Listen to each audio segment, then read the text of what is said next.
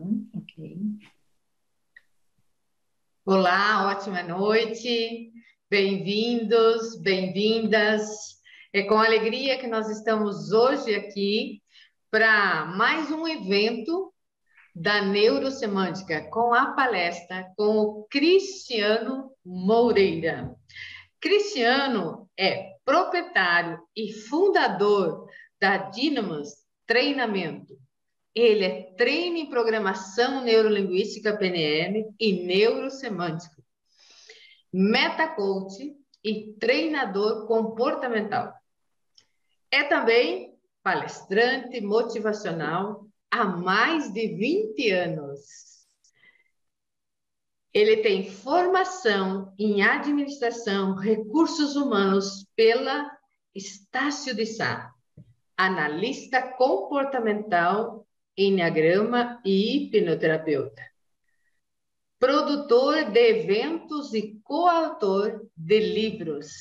Esse é um pequeno currículo que na sequência nós vamos ver muito mais do Cristiano. E agora para apresentar um pouquinho da neurosemântica, da Sociedade Brasileira de Neurosemântica, a qual compõe muitos profissionais, entre eles os trainers e metacoach, a Leonir fala um pouquinho mais para nós. Olá, boa noite, sejam todos muito bem-vindos, bem-vindas. É um prazer, uma honra, uma satisfação poder estar aqui com vocês essa noite. Então, esse é um chapter que nós, do Comitê dos Treinadores de Neurosemântica. Então, todos os meses, na segunda terça-feira do mês, nós estamos aqui, realizando uma palestra gratuita. Para nós é uma honra poder estar aqui com vocês. E a Neurosemântica, a Sociedade Brasileira de Neurosemântica, ela está presente, em todo o mundo. E no Brasil, ela já está desde 2012. E o nosso objetivo aqui é trazer conteúdo, trazer mais conhecimento, trazer temas que possam contribuir com você no nosso dia a dia. Então, você que está aí no YouTube, esteja à vontade para fazer pergunta, interagir conosco, ok? Através dos comentários, nós vamos estar aqui também lendo as suas perguntas, lendo os seus comentários. Cristiano, incentivo você também a fazer perguntas e a gente vai dando sequência, ok? Então, nosso tempo aqui é de 1 hora. O Cristiano vai estar falando algo em torno de 50 minutos e mais 10 minutos aqui para a gente estar respondendo as perguntas. Cristiano, seja muito bem-vindo, ok? A palavra está contigo, tá bom? Boa noite a todos, obrigado, Leonir. Obrigado, viu, Aldo, pela apresentação. Eu até me senti mais ainda, né, nessa apresentação, falando aí a partir de você, falando, né, a partir de você e da minha pessoa. Quero cumprimentar também a Dayana, que está aí, que é membro do nosso comitê de trainers, que está aí conosco também. Se quiser dar uma palavrinha, viu, Day? Assim, eu gostaria até, né, que é uma honra ter você aí também conosco, que também faz parte, né, junto com a Leonie, do Comitê Internacional. Então, eu até deixo um breve momento para você, se você quiser falar conosco. Boa noite, pessoal. Obrigada, Cris. E que seja mais um evento muito interessante, muito legal nosso da Neurosemântica. Parabéns pela iniciativa e vamos que vamos nesse tema super interessante de esperança. Quero saber mais. Show, muito bom. Então a gente vai falar um pouquinho sobre esperança, sim. Esse é um tema que eu assim, venho gestando ele desde o início de 2021. Na verdade, entre 2020 e 2021, nós passamos por um período aí bem difícil de pandemia, né? Estamos aí no finalzinho, esperamos nós que sim. E em toda essa jornada que a gente passou, né, no ano de 2020, eu percebi muito assim a palavra resiliência, né? E esse foi até um tema muito explorado pelo nosso fundador, o Michael. Ele refez foi uma das primeiras modelagens dele sobre resiliência. Nós tivemos muita coisa sobre isso. Mas no início de 2021 começou a me aparecer essa palavra esperança. E eu sentia vontade de falar sobre enquadramentos sobre a esperança, sobre formas de você encarar o mundo de uma maneira esperançosa. Mas, assim, eu não encontrava muita coisa na nossa literatura até então. Eu busquei muita coisa na psicologia positiva, tem muitas coisas aqui do Seligman, busquei muitas coisas também na parte da filosofia, da teologia, que eu não pus aí no meu currículo, mas eu também já fiz teologia, né? Alguns brincam que eu sou meio padre, mas não tenho muitos votos aí dessa área, não. Então, assim, mas tem um pouco desse estudo. Então, a esperança é muito romântica, né? Dentro da teologia cristã, dentro da filosofia é um pouco trágica, bem trágica, aliás, né? E aí a gente trabalhando esses dois polos, né? Filosofia, teologia e a psicologia positiva aqui, foi onde eu mais encontrei coisas, né? Bad Hope, Good Hope, eu fui trazendo aí um material sobre esperança, mas eu ainda queria uma coisa neurosemântica para que a gente pudesse falar aí com as pessoas. E foi aí que eu tomei coragem e perguntei ao Michael, foi mais ou menos no final do ano. Durante todo o ano, esse tema foi aí na minha cabeça passando e eu procurando muita literatura sobre isso. E, por fim, perguntei ao Michael e o Michael me deu uma resposta assim, tipo, né, tipo, nós não temos muita coisa sobre isso. E aí ele me fala uma coisa sobre a esperança, que é o seguinte: a esperança é uma emoção vazia. Você tem que me falar para que você quer esperança, né? Tem lá nos meus e-mails. E aí eu falei assim, ok, então pode ser para a resiliência, para pós-pandemia e tudo. E ele falou assim, nós já temos nosso material de resiliência. E pronto, ficou assim, eu falei assim, vou lançar uma palestra de esperança, lancei no final do ano até uma live, com os temas que eu reuni dentro da psicologia positiva. Mas, eis que surge o nosso querido Michael no início do ano, com um livro maravilhoso chamado Inspirando o Coração. E ele faz também para nós uma palestra online internacional. E nessa palestra, ele cita a esperança, ele fala sobre a esperança. E isso me soltou os ouvidos assim, ué, então temos algo sobre a esperança, finalmente, na neurosemântica, né? E o que eu achei mais curioso ainda foi que depois eu mandei outro e-mail para ele, e ele falou assim, olha, compre o livro, e lá você tem um capítulo inteiro sobre esperança. Né? E ele até me disse, dando spoilers para os trainers que escutaram a nossa palestra aí. No meu próximo livro, que vai chamar Pensamento Preditivo, teremos mais 3 capítulos sobre esperança. E eu tenho esperança que ele vai lançar um livro só sobre esperança. Então, essa é a pré-história, né? Ou a história antes da palestra, para que você entenda, né, de onde que a gente está saindo com tudo isso.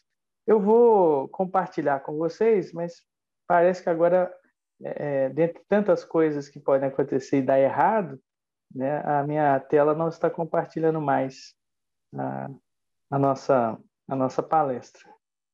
Mas eu vou abri-la aqui de novo e vou compartilhar com vocês os slides que nós fizemos, né, da palestra Esperança Inspiradora. Já que ela veio do livro Inspirando o Coração, e ela vamos dizer assim, dentro do livro O Coração da Inspiração, ou a variável, como diz o Michael, que uma pessoa realmente está inspirada, como é que você sabe que uma pessoa está inspirada? É pela esperança. Então, dito isso, a gente colocou o título de Esperança Inspiradora. Deixa eu ver se eu já consegui compartilhar com vocês. Vou compartilhar agora. Ok.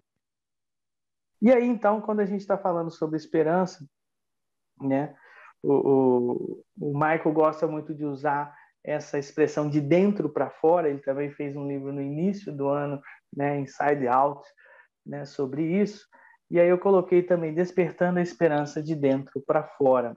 Na verdade, tudo que nos traz esperança e tudo que nos tira a esperança vem de dentro de nós, não vem de fora. Não é sobre as coisas que acontecem conosco, é sobre como nós vamos lidar com elas. É isso que a gente sempre fala aí em nossos treinamentos, sempre é o que a gente diz na neurosemântica, e é isso que a gente vai trabalhar nessa palestra aqui. Bom, aqui um pouco do currículo, a Alda já falou melhor do que eu, não vou estragar, né, porque a Alda me apresentou melhor do que eu me apresentaria. Mas sim, eu fiz a Dynamis aí em 2014 para 2015, né? Sou trainer em PNL aí há uns 10 anos e em neurosemântica há uns 8 anos, né? Estamos fazendo 8 anos aí que fizemos na NSTT 2014. Meta Coach também desde 2014 e treinador comportamental, porque eu já fiz muitos treinamentos, inclusive o IFT, né, de treinadores comportamentais do Masaru Ogata, também sou um dos treinadores dele, colocando aqui palestra motivacional, porque eu já trabalhei muito tempo, não só com as palestras corporativas, mas também no meio cristão, né? Eu sou católico, tenho aí a minha fé como cristã como base. Inclusive, essa semana é muito importante para nós, né? Que é a semana mais importante do cristão, a Semana Santa. Então, nós temos aí, eu tenho aí essa base também, nós temos aí todo um trabalho de mais de 20 anos aí, desde esse meio religioso até o meio corporativo, que desde 2010 eu migrei para lá e comecei a investir nos treinamentos e fazer dessa outra forma também a minha missão. Né? A minha formação aí de recursos humanos, análise comportamental com o Enneagrama, que é uma ferramenta que eu amo muito, que eu trago também desde essa herança aí cristã aí que eu aprendi com os padres jesuítas e depois trouxe essa bagagem para o mundo corporativo também, né? Através de muitas pessoas, muitos professores no mundo corporativo usam o Enneagrama, então também incorporei o meu conhecimento lá também. Hipnoterapia, também fiz pelo Emerge, fiz no INAP, nosso querido Jairo Mancilla, né? Sempre citado aí, que foi vamos dizer assim, a porta que trouxe aí a neurosemântica aí também para o Brasil. Né? Já trabalhei muitos anos com eventos, sou músico, né? Trabalhei muitos anos com eventos, né? Principalmente eventos católicos cristãos, aquele padre, né? Que as pessoas não acham ele muito bonito, o tal do Fábio de Mello, né? Eu já trabalhei muitos anos com ele, nessa questão de shows e eventos, e é isso. Um pouquinho de mim aí para vocês entenderem de onde a gente veio e onde nós estamos. E falando da esperança, por que ter esperança? Muita gente às vezes reluta, vou ter esperança, né? Um pouco aquela maldição grega, né, dos filósofos, né, a caixa de Pandora. Dizem que a esperança foi a última coisa que saiu lá da caixa de Pandora, e meio que como um castigo, né, para as pessoas acharem que sempre tinha jeito e não tem jeito, e fica naquela coisa assim, igual um ratinho, um esquilinho, né, rodando na própria roda ali. Mas a esperança é o que nos move. A esperança é o que realmente move o ser humano. Se a gente for pegar até em outros lugares, né, que o Michael faz essa modelagem e pega muitos autores, ele cita o Viktor Frankl, com certeza, a logoterapia, né? O ser humano sem esperança, ele morre, ele perece. Nós precisamos da esperança. Ele até coloca um poema do Alexandre Pope, no início do livro, que ele fala assim: a esperança brota eternamente do peito humano. O homem nunca mas sempre será abençoado. Né? Não estrague o que você tem, desejando o que você não tem. Lembre-se de que o que você tem agora já esteve entre as coisas que você só esperava. E isso é muito bacana, porque diz a respeito de que muitas coisas que nós temos hoje veio da esperança. Muitas coisas que nós vivemos veio da esperança. Claro, os cientistas encontraram vacinas para a pandemia porque tiveram esperança. Se você não tem esperança, você para. Você não faz as coisas acontecerem. Então, assim, a esperança que move as pessoas. É a esperança que faz com que os atletas se preparem para as Olimpíadas, uma Copa do Mundo, né? Porque eles esperam ganhar ouro, esperam trazer a taça, esperam se superarem também. Então, essa expectativa, esse esperar, que não é passivo, é ativo, a gente já vai falar disso agora, ele é que move a gente, ele que move as pessoas, né? As mães, os pais, as pessoas que têm filhos são movidas pela esperança. Então, nós, como seres humanos, também somos movidos pela esperança e nós precisamos da esperança para continuar nos movendo. A esperança é essa variável que faz o nosso coração pular, ganhar vida, enfrentar obstáculos ter determinação, prever um futuro otimista. Então, isso é o próprio Michael dizendo no livro dele, inspirando o coração. Ele vai dizer justamente isso. É a esperança que faz a gente prever um futuro otimista, né? Então, nós somente podemos prever que é isso que vai estar no livro, né? Pensamento preditivo próximo dele, quando ele fala de previsões, lógico, ele vai ter que falar da esperança. E é curioso que é justamente uma das coisas que ele desfaz no livro. Ele começa o capítulo sobre esperança dizendo assim, olha, se você é como eu, que também achava que a esperança é uma emoção, eu me enganei sobre isso. Michael começa o capítulo desfazendo esse equívoco. Ele falou, me enganei, emoção não é esperança não é uma emoção. Esperança é um pensamento preditivo, é uma previsão, é uma construção mental. Isso às vezes pode frustrar muita gente, né, romântica, que pensa assim, eu pensei que fosse uma emoção, mas evoca muitas emoções, curiosidade, alegria, expectativa, interesse, né? A emoção está aí dentro da esperança, mas a esperança em si não é uma emoção.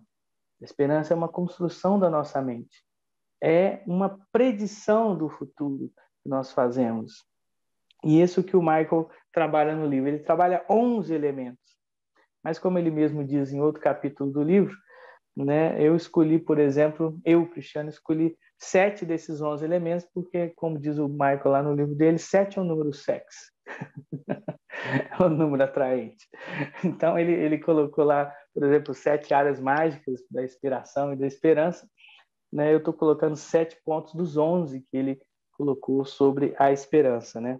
Então, não é uma emoção, é uma construção mental, é algo que está na nossa mente, é uma imaginação, começa com sonho, começa com a gente criar na nossa mente imagens, criar um cenário, entendeu? A esperança começa por aí. E ela é sobre expectativa, sobre aquilo que a gente está interessado, está esperando realmente que aconteça. Mas não é uma previsão irrealista, uma previsão absurda de tudo. Não, ela é baseada na realidade. Ela é baseada em coisas, em cálculos mentais. Na verdade, há muita matemática, entre aspas, por trás da esperança, matemática da psicológica de cada um, né? Não uma matemática, vamos dizer assim, clássica, mas é uma matemática psicológica de cada pessoa. Cada pessoa tem a sua lógica e faz o seu cálculo de esperar que algo realmente aconteça com ela, né? Então, é uma previsão realista dentro do ponto de vista de quem espera, de quem gera essa esperança, né? Eu até coloquei no slide passado, né? Só voltando rapidinho o slide, essa imagem dessa moça grávida, né? Grávida de poucos meses aí, mas que significa o quê? Eu acho que é a melhor metáfora quando a gente está falando de esperança, porque não é um esperar passivo, é um esperar ativo, né? Quem me ouve aí que já engravidou, né? Sabe disso, sabe que não é um esperar, deixa eu esperar o iFood me entregar alguma coisa aqui. Não, não é sobre isso. É um esperar bem diferente, é um esperar de dentro para fora, e isso vai causando muitas mudanças, isso vai nos obrigando também a ter muitos movimentos de preparação. Então, a esperança verdadeira é por aí. Não é como alguém que fica esperando o delivery chegar. É como alguém que realmente está dentro da experiência de fazer acontecer. Então, é isso que o Michael fala, né? Esse cálculo mental das possibilidades realmente é uma coisa que quando a gente espera, a nossa mente faz. Quando a gente está na esperança, a gente vai gestando aquilo, né, com a nossa imaginação, mas também com as nossas formas de probabilidade, de perceber como a coisa pode acontecer de fato. Mas não há garantias que ela vai acontecer. No final das contas, a esperança é uma espécie de adivinhação. É como se fosse uma coisa meio mística, sabe? Porém, não é, né? Por favor, não digam isso perto do Michael. Não é algo místico, mas é como se fosse algo misterioso, místico no sentido de mistério, é algo misterioso porque soa uma adivinhação, mas uma adivinhação estimada, que a gente gosta, uma previsão que a gente gosta, uma tendência. Até o Michael brinca no livro, só olhando, é claro que é uma adivinhação que pode não acontecer, porque na verdade só duas coisas na vida são certas, ele fala lá, que é pagar imposto e a morte. Mas eu acrescentaria uma terceira, que é a mudança. A mudança é inevitável na nossa vida. Não temos como impedir que a mudança aconteça. O progresso é programado, mas a mudança é inevitável. A mudança física, a mudança das estações, né? De tudo na vida, nós podemos dizer que nós mudamos, né? Até algo que parece que é o mesmo, aqueles loopings que a pessoa está sempre cometendo os mesmos erros, ou está sempre parecendo estar no mesmo lugar, ela já não é a mesma também, mesmo estando no mesmo lugar, no mesmo emprego tantos anos. Então, a mudança também é algo inevitável. Mas a esperança, ela pode falhar, né? Não tem garantias que a coisa vai acontecer. E aí que entra o cálculo mental para ver as probabilidades. Quanto mais específico você for nessa expectativa, quanto mais assim as probabilidades forem reais na sua expectativa, mais sólida pode ser a sua esperança. Mas há quem também possa esperar apostando. Né? Tem uma passagem na Bíblia que diz isso, né? Esperar contra toda esperança, ou seja, o patriarca lá do Antigo Testamento, Abraão, esperou contra toda esperança. Esperou dentro das expectativas normais, algo que era quase impossível, que era ter um filho em idade avançada. Então, quer dizer, esse tipo de esperança também existe. Esse tipo de esperança de aposta, de você colocar algo a mais ali na mesa, em nome de valores, aí o cálculo vai para valores, crenças, né? Meta-valores que nós temos aí na vida. Esse tipo de aposta existe quando a gente está falando de esperança também, né? E aí o Michael coloca uma coisa bem interessante, que é sobre também você ter muito cuidado, principalmente com a palavra prazos. Ele diz até que começou lá na Segunda Guerra, nessa palavra prazo, e até muitos de nós até hoje usamos algumas expressões como deadline, né, linha final para que algo aconteça e tudo. E ele diz assim, brincando, eu prefiro usar linha de nascimento, ou seja, dead life, né? Então, a linha da vida, onde começa tudo.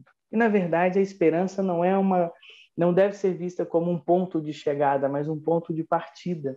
Até pegando carona na nossa semana, que é uma semana santa, e eu dava uma palestra para a editora Paulus, sábado agora, né, que eles me convidaram, me contrataram. Então, eu dei uma palestra sobre fracassos, né, do fracasso à esperança, e a gente trabalhou também um pouco desse nosso tema aqui.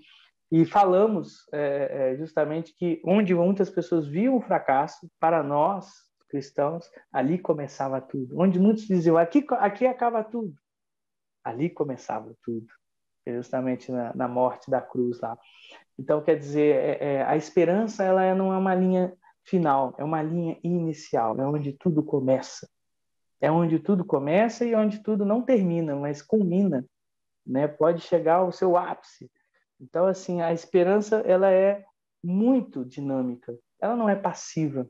Ela não é algo que a gente fica esperando, igual eu falei no caso do iFood. Não é algo de aguardar. Na nossa língua portuguesa, esperar se tornou sinônimo de aguardar. Então, por isso, nós temos, às vezes, um preconceito com relação à palavra esperança. Porque se você usa a esperança de forma passiva, você desespera. Esperar passivamente desespera. E uma outra coisa que faz com que a esperança também se torne tóxica em nossa vida é nós usarmos as distorções cognitivas, né, que a gente fala muito nos nossos treinamentos, nos nossos cursos. O que são? Né? Talvez você não conheça a expressão, está se perguntando. São pensamentos imaturos, formas infantis de pensar que nós adotamos quando éramos crianças. Quer ver? Pensamento tudo ou nada. Talvez o mais forte, o pensamento mais forte que torna a esperança tóxica são os devia, tem que acontecer, é a tirania do tem o quê, tem que ser assim, tem que ser desse jeito, tem que acontecer, tem que fazer desse jeito. E quando você coloca, né, uma expressão dessa, quando você coloca uma distorção dessa mental na sua esperança, você a torna tóxica para você. Então, não coloque devias, não coloque tem o quê, coloque possibilidades, porque é isso que é disso que a esperança é feita, né? E a esperança é o coração que move a nossa vida, né? O que move a nossa vida e o coração é a esperança, tá certo? Então essa é a primeira coisa que eu quero colocar para vocês sobre esperança. E o contraponto também é real. Quando a gente está falando um pouco sobre esperar e desesperar. O Marco escreve um capítulo antes, né, que é, vamos dizer assim, a anti-inspiração, ou a antimotivação. O que seria, né? Seria o desespero ou a desmotivação. Então, uma coisa que ele até fala de um autor, agora eu não me lembro o nome, mas é um dos pais da psicologia da autoestima. Ele vai dizer assim, bom, a boa notícia para você é que todos os motivos, ou todas as coisas que desmotivam você, todas as coisas que nos fazem, às vezes, ficar desmotivados estão dentro de nós, não fora de nós. E por que isso é boa notícia? Porque, justamente, se está dentro de nós, nós podemos mudar, nós podemos transformar. E essa que é a ideia aqui. Mas existem gatilhos externos que acionam estados internos de desmotivação e desespero em nós, né? E aí eu trouxe alguns para vocês, 5, os que ele coloca lá no livro. Por exemplo, sentir-se oprimido e estressado. A gente sabe que na vida a gente tem muitas demandas, muitas coisas acontecem, né? A vida muitas vezes é de fora para dentro. O Michael sempre trabalha essa coisa de a vida é de dentro para fora. Mas a gente não foi criado assim. A gente começou a vida como bebês cheios de estímulos externos e toda hora sendo influenciado por eles. E até hoje é assim. Até hoje as coisas são assim. Então essa história de dentro para fora é muito nova para nós. É muito desafiadora. É muita gente pegar toda uma forma de viver e inverter ela, o que é muito bom, mas é muito desafiador também. Nós somos influenciados pelo que acontece fora de nós, né? Isso é muito forte. Então, sentir-se oprimido e muitas vezes estressado com as coisas, né? Bom, o estresse é uma coisa boa, mas o que acontece? Sentir-se oprimido e sentir-se estressado, esse não é o grande problema da desmotivação. O problema é como nós interpretamos esse tipo de opressão e de estresse em nós. Então, assim, tudo parte do enquadramento. Tudo é sobre como você lida com as coisas, o enquadramento que você coloca nas coisas. Então, nós nos sentimos oprimidos, estressados, e como é que você se sente sobre se sentir assim? Aí entra o problema, né? Ah, me sinto muito mal. Porque você poderia também pôr um olhar de, bom, eu me sinto bem, porque, né, a vida é sobre isso, sobre desafios. Então, assim, quando a gente se sente oprimido e estressado e interpreta isso mal, isso se torna um desmotivador. Veja bem, não é as coisas que acontecem com você que estão desmotivando você. É a interpretação do que elas fazem com você que torna a desmotivação real em você. Então, assim, a frustração também, né? Ou seja, quando a gente coloca expectativas muito altas, há tanta ilusão, tanta desilusão. A gente coloca uma expectativa muito alta em alguma coisa e fracassa, né? Eu mesmo essa semana tive uma expectativa alta sobre alguma coisa e aquilo caiu. E aí que entra, as coisas acontecem assim, as coisas são assim. Mas a questão, mais uma vez, é como é que você vai interpretar tudo isso. Então, no primeiro momento foi muito ruim, mas no segundo momento eu busquei pensar numa coisa, numa curiosidade. E agora, como é que vai ser? No sentido de um olhar mais curioso, interessante. Vamos supor que realmente, né, tem uma mão que me protege de tudo isso. Então, não vai dar tudo errado no final. Então, como é que vai ser? Né? E até se você tem fé, você pode brincar e fazer essa oração. E agora, Deus? Como é que você vai me tirar dessa? Estou curioso. Então, a gente trabalha a interpretação. Os gatilhos, eles estão aí. Eles sempre vão estar aqui conosco. A baixa vitalidade física talvez seja uma das coisas que a gente precisa mais cuidar. O Michael fala, né, da experiência dele de anos correndo pelo mundo, 21 horas de curso praticamente, ele dá por dia quando ele vai nos treinamentos nos outros países, igual o mês que vem ele está aí com a gente, mas a baixa vitalidade vem da gente muitas vezes ter uma vida sedentária, da gente não cuidar minimamente aí da nossa condição física, né? E com essa condição física muitas vezes sedentária, debilitada, a gente vai afetando também a nossa mente. Mente e corpo estão conectados, né? O sentido exagerado do medo e da ameaça, esse alarme que muitas pessoas têm, principalmente algumas muito mais que outras, esse alarme sempre muito sensível, exagerado sobre as coisas, esse talvez seja o grande vilão. O medo talvez seja o grande vilão aí da desmotivação. E o medo está onde? Fora? Não, está dentro de nós. Então, mais uma vez, é como nós lidamos, é como nós enquadramos as coisas. E aí eu vou abrir um parênteses para pegar emprestado uma coisa de um místico que eu tive a honra, né, de estar há muitos anos acompanhando ele pessoalmente, até, que é o Inácio Larrañaga, um frei franciscano. E ele dizia assim: o problema não é o medo, mas a mãe do medo. Eu falei: caramba, o medo ainda tem mãe? E eu falei: quem que é a mãe do medo? Ele falou: a solidão.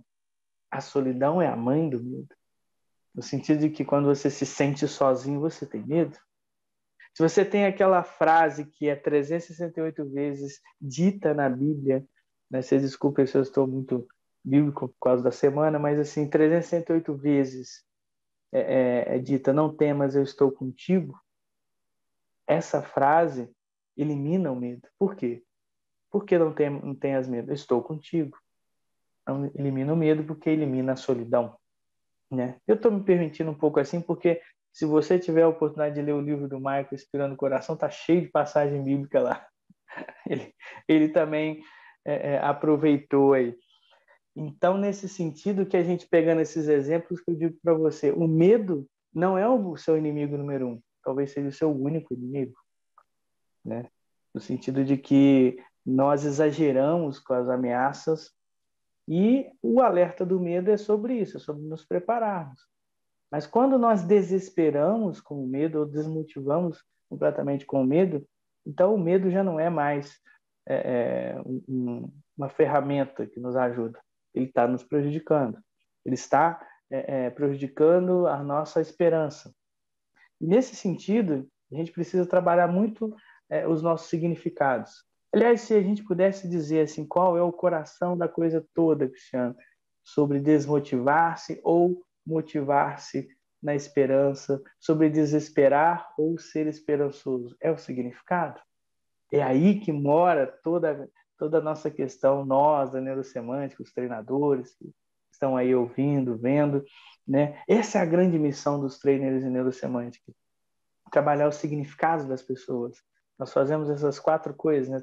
Levamos significado para a performance, tiramos significados tóxicos, colocamos significados inspiradores e melhoramos a nossa performance cada vez mais ligando mente e músculo. Ou seja, é o significado que a gente precisa trabalhar cada vez mais. E o significado, você já sabe, é aquilo que a gente segura na nossa mente.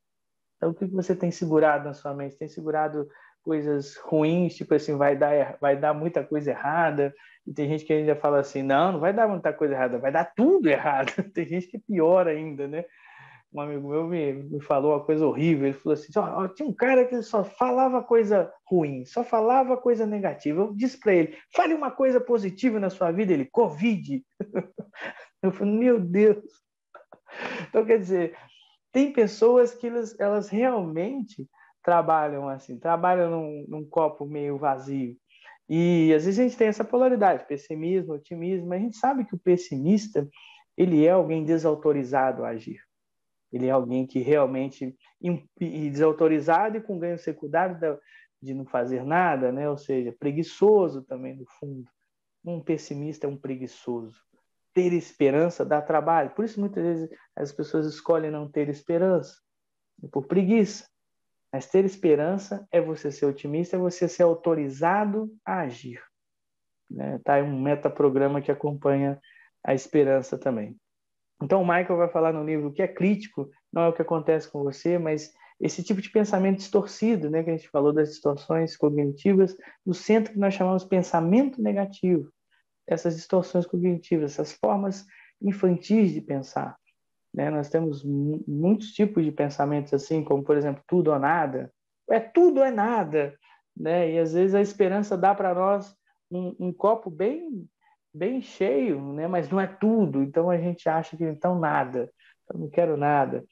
Então esse pensamento infantil atrapalha a gente. Pensamento de descontar as coisas. Você não conta. Você não é grato por coisas que acontecem. Fica só descontando. Ah, mas não aconteceu aquilo, mas não aconteceu aquele outro. Então essas coisas atrapalham realmente. Essa forma de pensar negativa e pessimista é que é, vamos dizer assim, o gerador de desespero em nós. E o gerador de esperança são os significados inspiradores em nós. O coração da esperança, então, a gente pode dizer que é o significado, né?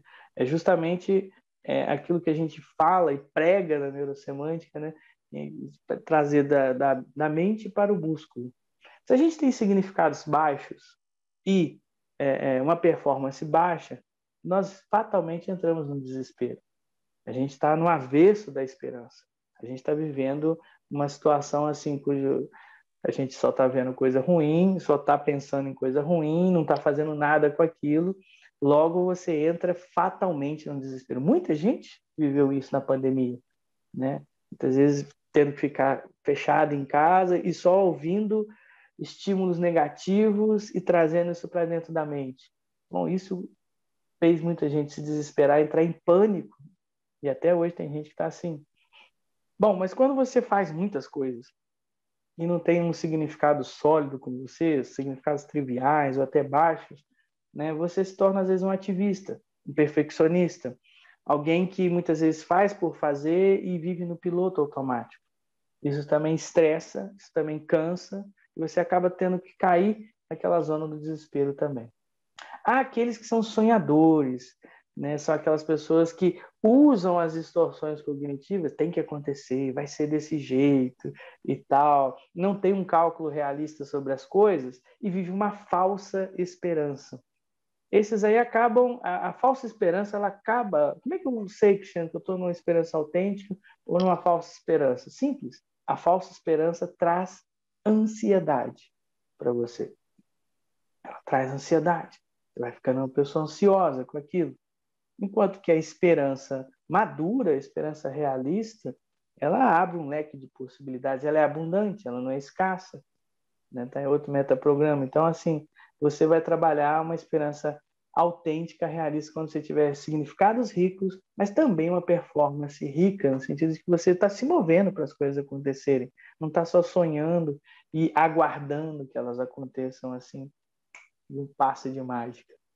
Então, essa que é a questão toda da esperança, o coração da esperança, os significados. Quais são os seus significados? Baixos, triviais ou altos? Eu gosto de contar sempre a história, quando eu vou em empresas, dar palestras, eu estou falando do tema significado, eu conto a história dos 3 pedreiros numa obra, né? Perguntaram para os 3 pedreiros numa mesma obra, o que você está fazendo aqui? O primeiro respondeu, eu estou pagando meus pecados. Né? No sentido de que ele estava lá sofrendo, aquele dia de trabalho e tudo mais. O segundo falou assim, olha, eu estou construindo um muro, estou ganhando meu pão, fazendo aqui a minha parte, pronto. O terceiro já disse assim, eu estou numa missão divina de construir algo que vai fazer com que os homens se encontrem com Deus. Os 3 trabalhavam na obra de uma catedral, mas cada um via de um seu modo, como diz Guimarães Rosa. Né? Cada um via da sua forma diferente. Um tinha significados tóxicos, outros triviais e outros inspiradores. Que tipo de pedreira somos nós, hein? Que tipo de pessoa somos nós diante das questões da vida? Os que acham que estão sofrendo um castigo, os que são muitas vezes indiferentes a tudo que está acontecendo, estão vivendo no piloto automático, ou que buscam significados inspiradores naquilo que estão vivendo. Seja aquilo desafiador ou facilitador, buscam significados inspiradores. Essa que é a questão. E assim, o coração da esperança e do desespero, né, a gente entende que é o significado, e é isso que a gente precisa trabalhar em nós, os nossos significados serem os melhores possíveis. E aí o Michael, ele vai culminar, né, toda essa jornada da esperança, desse capítulo da esperança, naquilo que ele vai também trabalhar em todo o livro sobre inspiração. Tá? O livro é sobre inspiração, mas esse capítulo da esperança, ele condensa ali tudo que ele vai falar no livro no tema da esperança. Porque a esperança é realmente, vamos dizer assim, o fruto da inspiração, segundo Michael lá. E aí ele trabalha 7 áreas mágicas para gerar esperança, que também usa elas para inspirar as pessoas. Então, nós temos a primeira coisa que ele fala é o conhecimento. Ele coloca lá o quê, né? O que nos dá esperança? O que gera esperança em nós? O conhecimento.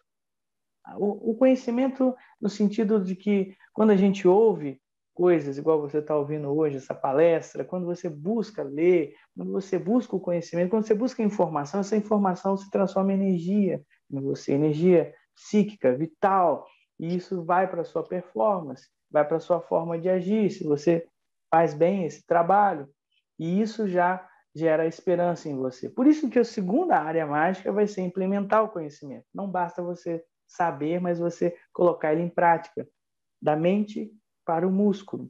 Então, quando você se move, esperança é movimento. Quando você se move, você está fazendo a sua esperança ser real. Então, conhecer, mas também agir. E quando você junta essas duas coisas, você tem a sinergia significativa, ou seja, significado e performance trabalhando juntos. É aquilo que aquele cara lá, não sei falar muito bem o nome dele, né? Os trainers devem saber melhor meu. Yoshihide Mitsuhide, aquele cara lá do Flow, né? O cara que trabalhou justamente a modelagem da criatividade, né? Pessoas criativas, como é que elas ficam enganjadas em estado de flow, ele chamou assim, quando elas estão aí plenamente ativas mentalmente e também na sua ação física, né, enganjados na experiência. Né? Quando a gente encontra esse engajamento na experiência, a gente encontra o nosso porquê, o nosso propósito. Então, o conhecimento é o quê, a ação é o como, a gente se torna esperançoso, e o porquê é esse flow, essa sinergia entre mente e ação, entre significado e performance. Depois ele vai seguir nas outras 4 áreas mágicas, dizendo para nós também que os resultados, sim, importam. Os resultados nos inspiram esperança, nos trazem esperança. No sentido de que se você tem um resultado bom ali no início, uma conquista, isso renova as suas esperanças, né? É o que todo vendedor tem quando faz a sua primeira venda, quando faz uma venda depois de muito tempo, ele, agora vai! E ele fica todo alegre e começa lá, né? Então, quer dizer, é isso que a gente precisa, de conquistas, buscar resultados. Se hoje talvez você não encontra muitos resultados, muitas conquistas, busca lá no seu passado, busca lá na sua linha do tempo, com certeza você vai encontrar muitas, né? E aí, novamente, pegando emprestado a Bíblia, né? Eu tenho certeza que quando o pessoal lá chegou para ver lá o muro de Jericó, lá no Antigo Testamento, né? A Páscoa foi isso, essa saída do Egito para a Terra Prometida. Mas chegando à Terra Prometida, eles depararam com o muro lá de Jericó e falaram um desafio. Mas não se detiveram no desafio. Por quê? Já tinham passado pelo Mar Vermelho. Então, quer dizer, quem passa pelo Mar Vermelho também sabe passar pelo muro de Jericó. Se você já passou por algum mar vermelho, você vai saber passar pelos seus muros de Jericó agora. Se você já passou por alguma situação difícil e superou ela, você vai também saber passar por essa que você está passando agora, ou passará fatalmente, que a vida nunca nos deixa sem elas. Também você vai saber fazer isso. As conquistas importam. Notifique, conte as suas conquistas. E se conecte com as pessoas. Sim, as pessoas sempre nos inspiram esperança, sempre geram esperança em nós. Claro, nós temos também as pessoas que geram desespero em nós. Então, isso que é importante, né? É sempre uma pessoa que vem para nos dar esperança e é sempre uma pessoa que também pode nos dar desespero. Então, se conectar com pessoas que realmente podem te gerar esperança, podem aí também trazer esperança para você. E eu não estou dizendo só para você ser seletivo, tipo assim, eu vou conversar com essa, não vou conversar com aquela. Não, é você se conectar com pessoas que muitas vezes você pode colaborar com elas, e essa sua colaboração é que vai trazer esperança. Não é sobre você receber algo delas, mas é sobre você doar algo para essas pessoas. A colaboração nos traz esse senso de pertencimento. Se tem algo que realmente faz a diferença no ser humano, é o senso de pertencimento. Na psicologia adleriana, o Adler, né, o Alfred Adler, ele fala muito disso, né, que não é esse senso de pertencimento, todo mundo está num grupinho, não, mas de sentir-se parte do todo. Isso é muito importante para nós, sentir-se parte da humanidade, dos seres humanos, não dizer, isso não é problema meu, né? Nós somos partes um do outro. Então, essa colaboração nos traz esperança, nos traz aí inspiração para a nossa vida.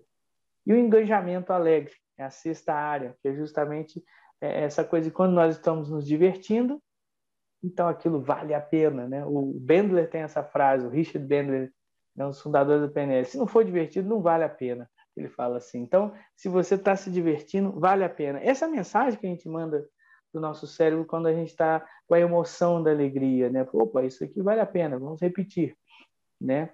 Então, o humor não é uma coisa superficial, é uma coisa essencial. Muitas vezes a gente não leva o humor muito a sério, né? Porque a gente ri quando a gente tem ele, mas na verdade ele é coisa séria, entre aspas, no sentido de que que ele é muito importante para nós. Ele é muito importante para a nossa saúde emocional. Então, nesse sentido, ele é sério, mas se nós, então, ficamos muito sérios, aí é outra fase do Bandler também, né? Quando ficamos muito sérios, ficamos burros, né? A gente vai se emburrecendo, né? Aborrecendo e emburrecendo ao mesmo tempo. Então, esse estado de ficarmos muito fechados, sisudos e tudo, isso nos leva ao desespero, porque o contrário, se você buscar alegria ou humor, isso te leva à esperança, te leva ao engajamento na vida. E por último, o Michael fala da transcendência, dessa coisa de você sair de você, de você sentir que a vida é mais do que simplesmente sobre você ou sobre as coisas que você precisa, né? Você precisa de sobreviver, segurança, reconhecimento, estima, mas a vida é mais do que isso. Os animais talvez não sentem isso, não sintam isso, né? Mas nós, seres humanos, nós temos essa coisa chamada consciência, que nos leva também a uma necessidade de ser, não simplesmente de ter, mas uma necessidade de ser, que nós chamamos aí de meta-necessidades, necessidade de beleza, né? Vai dizer Dostoiévski aí também que a beleza salvará o mundo, né? A beleza é uma forma de nós nos abastecermos, e é interessante que o Michael até fala isso no livro. Eu pergunto assim, por que você gosta do belo? Porque sim, das coisas belas, né? Porque sim, essa meta-necessidade, ela não tem muito, vamos dizer assim, não tem muito instrumentalismo nela. Tipo assim, é para isso, é para aquilo. É um movimento do ser.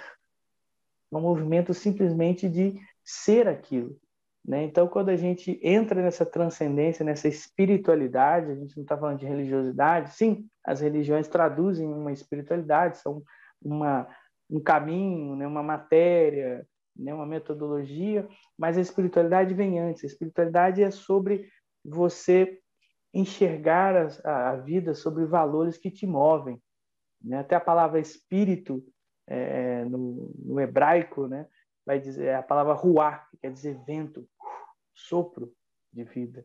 É aquilo que move os barcos à vela, é aquilo que move a gente. A espiritualidade é aquilo que nos move, é aquilo que nos traz esperança. Uma pessoa que tem espiritualidade, mesmo que ela seja um ateu, não existe espiritualidade, só se eu acreditar em Deus. Não, tem ateus também que podem ter. E aí, então, eu digo para você, se você cultiva a sua espiritualidade, você cultiva a esperança na sua vida. Essas 7 áreas mágicas, elas vão concatenadas uma com a outra. O que nos dá esperança é o conhecimento. Como a gente cultiva a esperança é implementando esse conhecimento. O porquê a gente tem esperança é essa sinergia entre a ação e o significado, é o flow, o engajamento na vida. e os resultados que nos inspiram, as pessoas, o humor, a forma como a gente enquadra as coisas mais leve e principalmente a espiritualidade, essa transcendência, esse olhar além das coisas simplesmente físicas. Então é isso que o Michael trabalha e ele vai questionando isso tudo no final, quando ele sempre coloca no final do livro, ele tem uma parte chamada Ponderando o Coração. Então ele trabalha, considera a qualidade, a condição das suas esperanças. Quais são algumas das suas melhores esperanças? Ao anotá-las, como elas se encaixam nas qualidades e descrições da esperança, no caso dessa palestra? E o que você descobre quando você as executa de forma inspiradora? Fica essas perguntas para você e fica um questionário que ele coloca no final do capítulo sobre esperança, que é como se fosse um benchmark, ou seja, o quanto você tem esperança em você aí hoje, né? De 0 a 10 ou de 0 a 5, né? Tem uma visão positiva do meu resultado futuro? O alto energeticamente no meu objetivo, ou seja, aqui eu fiz uma tradução meio assim para desafiar você a traduzir melhor, né? Você atua energicamente nos seus objetivos? Eu penso em muitas maneiras de resolver um problema? Ou fico preso só em uma? Eu imagino um futuro positivo que me anima a persistir? Isso é forte. Eu testo a minha visão para ter certeza de que ela é realista? Eu valorizo muito as metas que estabeleço e trabalho para alcançá-las? Eu espero pacientemente pelo meu objetivo, permanecendo ativamente enganjado? Eu antecipo problemas e crio estratégias para eles? Isso é importante. Procuro recursos para aplicar os meus objetivos? Eu penso fora da caixa ao apresentar soluções? Eu converso e colaboro com outras pessoas na resolução de problemas? Isso faz toda a diferença. Eu procuro um feedback enquanto faço testes da realidade? Eu avalio as probabilidades da minha esperança para garantir que ela seja realista? Calculo mentalmente os fatores sob o meu controle daquilo que estão fora dele? Sim, porque a esperança também é feita de contingências, né? As coisas podem dar errado, como nós falamos anteriormente. E eu permito que os meus sonhos informem minhas esperanças? Ou seja, é que os nossos sonhos alimentem as esperanças como a lenha alimenta a fogueira. Então, que fique essas reflexões aí para você. Caso você deseje o questionário, depois nós colocaremos aí à disposição. Me procurem. Procurem quem quiser aí o questionário, quem está fora da neurosemântica. O pessoal da neurosemântica a gente já joga lá nos nossos grupos, né? A turma aí já coloca para todo mundo. E eu aqui encerro a minha parte agradecendo, né? Gratidão aí a todo mundo, deixando uma passagem bíblica também para o final, que é muito oportuna. Sede alegres na esperança, pacientes na tribulação e perseverantes na oração. Entendendo a oração como essa conversa que você tem a partir de dentro para fora, te faz persistir nos problemas e te faz ser feliz agora. Bandler tem uma frase, o Richard Bandler, né, da PNL, tem uma frase que diz assim: no futuro você vai rir de tudo isso que está acontecendo agora. Então, para que esperar? E agora? E é isso. Encerro a minha participação aqui. Muito obrigado.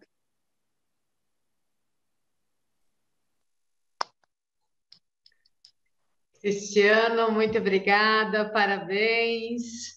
Realmente mexe com o coração e deixa a gente mais esperançosa com tudo isso, mexendo com essa trilha realmente. Que significado tem toda essa esperança? E eu fiquei muito curiosa, gostaria que você falasse um pouquinho, por conta que também você tem essa jornada dentro das empresas, e hoje a palavra mágica que move a esperança dos empreendedores, dos empresários, é resultado. E eu, Maicon, você trouxe justamente nessa escala do número 7, o que divide ali resultados, né? Que é igual a conquista. E gostaria que você falasse um pouquinho mais como a gente levar esse resultado mais para o lado da celebração, da conquista, nesse significado mesmo que é inspirar, que é levar para o coração, trazer justamente aquilo que move esses resultados, né? Então, se você puder, aí nos próximos minutos, trazer mais algum exemplo, mais alguma fala nesse contexto aí, para que a gente possa subir essa escadaria desses 7 degraus aí com esse resultado no verdadeiro flow. Se eu entendi bem o que você está me pedindo, né? O Michael fala também da palavra realização, né? A realização. Então, os resultados, eles inspiram as pessoas, né? Por causa disso, a gente tem aí uma necessidade muito grande de alcançar resultados. Eu gosto muito de um autor, eu vou pegando assim, pensando para outras áreas também, né? Mas eu gosto muito de um autor que é o Osho. O Osho é uma figura, né? E o Osho, ele vai dizer assim: a meta é divina, porque ela nos leva sempre adiante, né? E eu acho que esse é a grande característica dos empreendedores, né? Dos empresários, né? Essa questão da meta, essa questão justamente de estar inspirado por alguma coisa e seguir em frente, mas não só uma inspiração vazia, né? Precisa ter resultado. Embora o processo seja extremamente importante, né? Ele não é suficiente. Então, assim, aquela coisa assim, o importante é a jornada, bonito. A gente quer chegar na meta, a gente quer chegar no resultado, né? Nós somos também impulsionados para produzir, né? Nós temos esse ímpeto de produzir cada vez mais. A nossa sociedade que muitas vezes até colocou isso de forma tirânica. Então, eu acho que isso é um ponto para a gente ponderar aqui também, né? A gente tem hoje a nossa vida no Excel, numa planilha, e talvez não seja tanto assim. A gente fica muito focado em tudo, tem que produzir, produzir, produzir. Eu entendo essa parte porque faz parte de nós. Mas quando a gente também coloca aquela coisa do tenho que, do devia, a gente intoxica toda essa experiência do resultado. Então, assim, o que eu vejo, o que eu me lembro aí também, colocando um pouco o que o Michael falou, né? De completar a coisa, de você ter essa coisa de ele, na verdade, ele pegou essas coisas do Maslow, né? Então, esse sentimento de totalidade é que está ligado aí à questão da realização do resultado da conquista, né? Você chegar a um termo com algo, com aquilo, né? Você totalizar, concluir. É sobre isso que é a questão do resultado. Quando você pega os devia, os tem o quê, e tiraniza isso, você transforma o resultado numa coisa ruim e tóxica. Mas quando você trabalha ele de uma forma mais assim, que a gente chama, né, gestáltica, né, de completar as coisas, né, de completar um ciclo, então isso se torna também muito inspirador até e principalmente para as empresas, né? Então, assim, não sei se eu consegui ser tão direto para você, mas eu peguei muita coisa baseado no que o Michael falou lá no livro, né? E ele trabalha muito essa questão da realização. Gratidão. Parabéns, Cristiano. Parabéns mesmo. Muito show. Quero deixar a palavra aberta aqui para se alguém mais tiver alguma pergunta. Temos aí mais uns 5 minutinhos, então dá para a gente fazer mais alguma pergunta. Parabéns mesmo pelo teu trabalho, pelo que você realizou hoje aqui conosco. Palavra, Obrigado. se alguém gostaria de fazer uma pergunta, só abrir o microfone e falar. Ok. Ok. Ok. Então, vou fazer o seguinte, não tendo mais palavras, mais perguntas, eu vou passar para o Cristiano para fazer as considerações finais, e aí nós encerramos a palestra e podemos eventualmente ainda continuar aqui no Zoom mais um pouquinho, ok? Cristiano, a palavra está contigo para você fazer o teu fechamento aí. Eu quero agradecer, né, o pessoal aí do Chapter dos Trainers, né, da qual eu faço parte, mas fui convidado internamente para estar aqui com vocês, foi muito bom, né? Agradecer também a turma que está aí nos acompanhando pelo Zoom, né? Os nossos colegas, amigos trainers, a Ju, lá do Rio, que é uma irmã aí muito querida, tem também o Ronald, a Inês, que está lá também no comitê de ética comigo, a Rosângela está aqui também conosco, né? E, né, falei do comitê de trainers, falei da Dai também, que está tanto na ética quanto no trainer. Você também, Leonir, obrigado. A Lídia, que não pôde estar conosco, né, mas participou ativamente de toda a preparação, agradecer a ela também aqui, deixar registrado. Né? A Alda, que é sempre muito importante, né, estar com ela, que é uma pessoa aí muito... eu gosto muito, né, da energia da Alda, é uma pessoa bacana, muito legal. Todos vocês aí que estiveram conosco, né, estão conosco ainda, meu muito obrigado aí. Até a próxima. Ok, Cristiano, nós é que agradecemos essa maravilhosa fala sua aqui. Em nome da Sociedade Brasileira de Neurosemântica, em nome do nosso chapter de trainers, do qual você faz parte, assim, junto comigo, com a Alda, com a Dayana, com o Fúvio, com o Cláudio, né? E a Lídia, espero que eu não tenha esquecido de ninguém. Então, mais uma vez, muito agradecida a todos que estiverem aqui assistindo conosco, agora ao vivo, ou que virem assistir depois. Fiquem à vontade para assistir as outras palestras que nós já fizemos e lembrem-se que todos os meses nós temos uma palestra na segunda terça-feira do mês, ok? Então, uma boa noite para todos e mais uma vez agradecida.